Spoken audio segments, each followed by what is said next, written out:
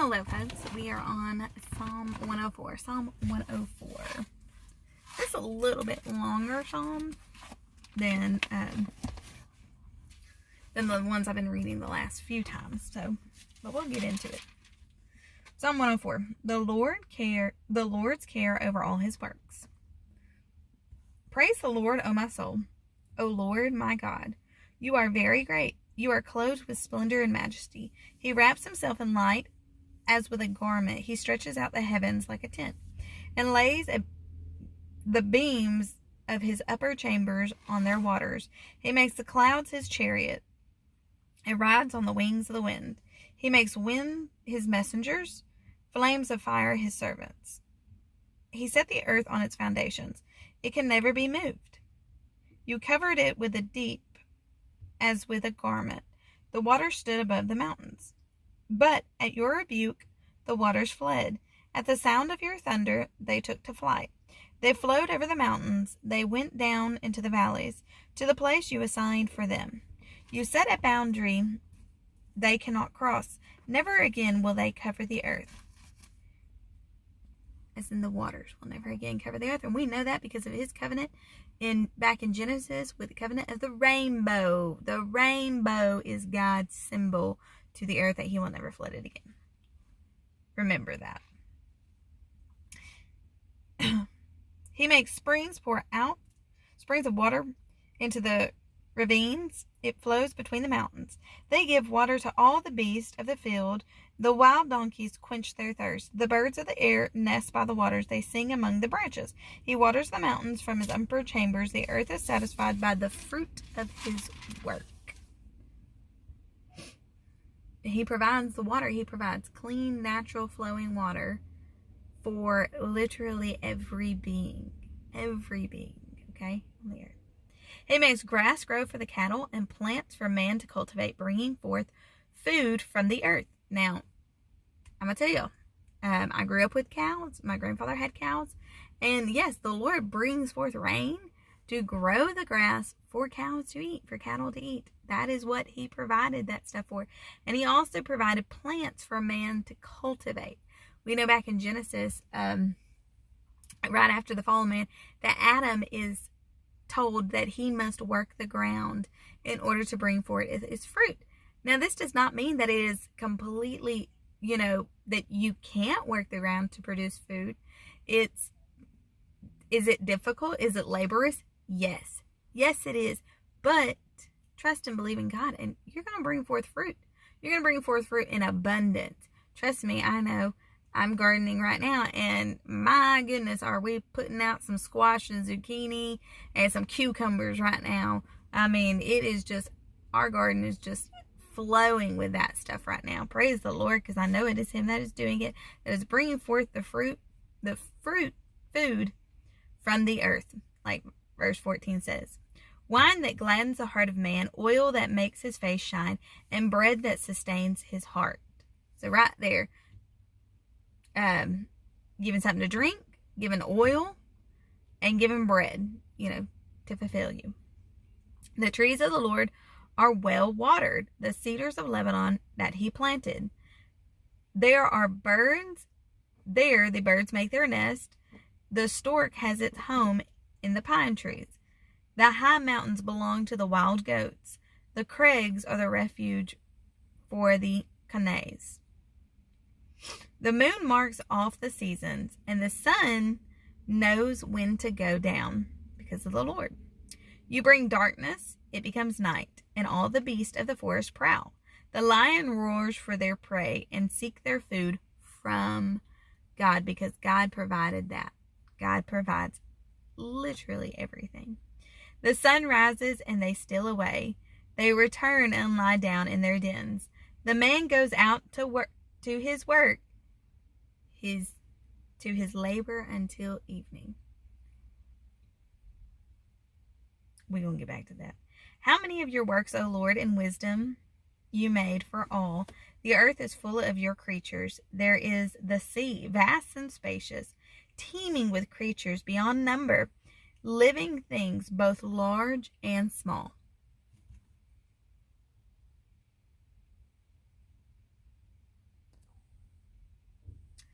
teeming with things both large and small. There the ships go to and fro, and the Leviathan which you formed to frolic there. These all look to you to give them their food at the proper time. When you give it to them, they gather it up. When you open your hand, they are satisfied with good things. When you hide your face, they are terrified.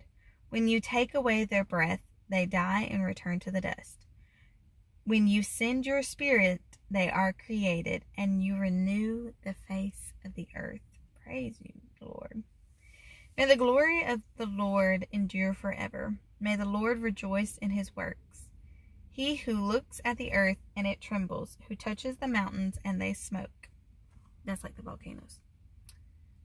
I will sing to the Lord all my life. I will sing praise to my God as long as I live. May my meditation be pleasing to him as I rejoice to the Lord. But may sinners vanish from the earth and the wicked be no more. Praise the Lord, O my soul. Praise the Lord. Praise the Lord that he has set everything in motion. He has done everything.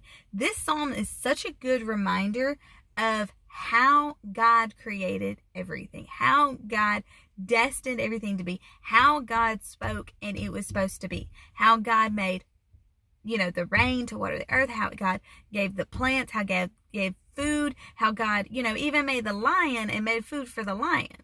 But he made food for the lion's food. I mean, and it, to quote a Disney movie, it's the circle of life, and that is what God did. God destined that. And verses 27 through 30 is just a beautiful, remembrance of how it is all God. It is his proper time. It is his word. It is his doing. It is his creation. It all is his. He did it all. He did everything. But I pointed out verse 23, the man goes out to his work, to his labor until evening. Now this goes back to Adam. And I'm going to tell you folks, there was a plan. This is going to sound a little conspiracy theory, but my dad was probably like a very, very old school conspiracy theorist. And here's the thing is, there was a plan from the very beginning to get us all away from growing our own food and from being reliant on the Lord. It's really easy to not be reliant on the Lord when you are reliant on man for your job, for your sustenance. You are reliant on man that the grocery stores still have stuff inside them. You are reliant on man in all of those ways. But back in the day, like my great-grandparents, as well as my grandparents, they were reliant heavily on God to provide their food to last them and sustain them for another year or another 2 years. They were heavily reliant on the Lord. They weren't reliant on man. They were not reliant on man at all. They would grow their own food. They would can it. They would process it. They would, dry it out. They would do different things like that in order to preserve their food to last them through winter and until the next spring when they could plant everything again in God's specific time, in his order. That is what it was supposed to be. You would have a planting season, you would have a harvest season, you would have a sustaining season, then you would again get back to the planting and the harvesting and everything like that. That's why you have the feast. I mean, that is what the feast were all about. I mean, not only just about like celebrating God and getting them out of Egypt, but they were also celebrating the times of the year for appropriate measures of appropriate timing for planting and harvesting and different things like that. It was all God's design. And so this verse 23, that is what we were all supposed to do. We were all supposed to be able to do that. We were all supposed to work the ground. We were all supposed to do those things. Now, I know not it kind of about my dad's generation to like the tail end of my grandparents' generation. They were the ones that actually stopped doing that and started relying on the grocery store because they saw it as it was sold, a bill of goods was sold to them as this is ease for you. This was ease for you in order to be able to do this. No, and the thing is, there was a quote that I saw not long ago from a TV show. I think it was a TV show called like 1923 or something like that. I haven't watched the show. I'm going to be honest, I haven't. But I've watched this little clip. And the guy said, well, why would I need electricity for this? I think it was like a refrigerator or something. And they said, well, you need this because of the ease of your life that will happen from this. And he was like, the ease of it. Okay, so I'm going to have to pay for electricity, and I got to pay for y'all for this refrigerator. And then where's my money going? Oh, I'm working to pay y'all. I'm working for this. Well, folks, this is a bill of good we've all been sold. We've all been sold that. We were sold the ease of like going to the grocery store and getting your own stuff instead of growing it yourself, which is free. I mean, you might have to pay for the seeds, but then year after year, if you keep harvesting the food and you keep collecting the seeds and saving the seeds, it's free to you, totally free. All right. And you're growing your own food, you're sustaining your own self, and then you can can it, you can process it, you can you can dry it out, you can sun dry it, you can hang dry it. Like, there's a lot of things that you can do in order to preserve this stuff. But the thing is this ease was sold to people. Well, then all of a sudden now it's really expensive to buy this stuff. Oh, it's so expensive to afford this food. Oh, it's so expensive to afford all of these things that other generations prior, not even my generation, other generations prior, were sold this bill of goods of this ease. And it's just so much easier to where now you've got families that both parents have to work in order to just survive. Hello. You see how it was all a plan and all a big distraction, and we all paid into it because none of us were able to stay with what God said, how our lives are supposed to be lived. This Psalm 104 is a reminder of how our lives are really supposed to be lived according to the Lord, and how the Lord has made everything in its time, in its season, for you to be sustained, for you to actually live your life. And plus, when you start growing your own food, you're going to start noticing that you are a lot healthier, that you're not eating stuff with a whole bunch of pesticides and chemicals all over it. I'm going to go ahead and say it. Yep. You don't have pesticides and chemicals. You're going to start noticing that your waistline's probably getting a lot smaller. You're going to also start noticing that you're a lot happier because you know why? You're actually outside. You're actually out in the fresh air. You're in the sunlight. You're soaking up that vitamin D from the sun. You are getting the things that you actually need to live and to be able to survive. You don't need to be sitting in an office all day,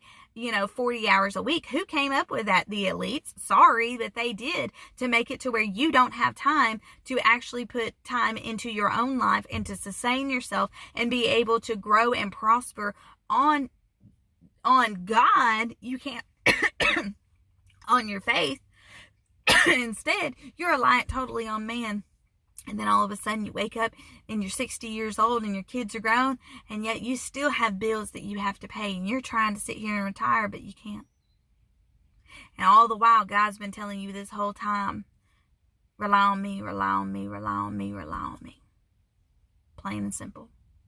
Psalm 104 is a great reminder that we need to be relying on God, because God was the one that did everything. God created everything. It is all in His time, and we need to stop relying on man. All right? So I pray this lesson has blessed you. I pray the Lord blesses you, keeps you, makes His face shine upon you, and all things is gracious unto you. Please go back and read Psalm 104, and please start getting back into your word a lot more and getting back to the way God intended you to live and how God intended you to be. Okay? And until next time, God bless you and have a wonderful day.